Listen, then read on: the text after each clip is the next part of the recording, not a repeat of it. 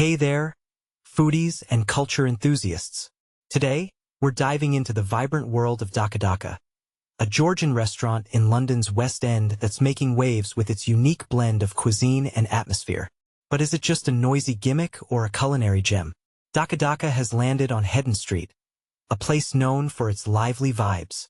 It's a stark contrast to the more refined establishments like Sabor, Piccolino, and Hedden Street Kitchen.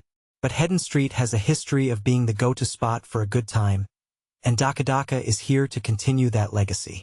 Imagine stepping into a Tbilisi backstreet at 2 a.m., complete with blaring Georgian dance music and a lively crowd. That's the vibe DakaDaka is going for, and it's an experience like no other. The decor is dark and atmospheric, with black walls, candles, and traditional Georgian touches. But here's the twist. It's also a restaurant serving up delicious Georgian fare. The staff is the heart and soul of DakaDaka. These matriarchal, no-nonsense women are a force to be reckoned with. They guide you through the menu with humor and pride, from the lobio, kidney bean hummus, to the famous King Kali dumplings. And let's not forget the Georgian natural wine, with over 100 options by the glass. The 2021 Kikiti is a standout, and their twist on the Vesper Martini is a must-try. Now onto the food. The open kitchen is a chaotic spectacle, with chefs bustling around like it's the closing song at Live Aid. The starters shine with delicious dips and grilled aubergines, but the mains are a mixed bag.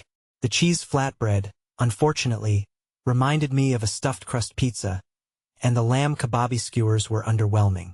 The sea bream, which should have been a highlight, arrived as a mushy mess, leaving me puzzled and a bit disappointed.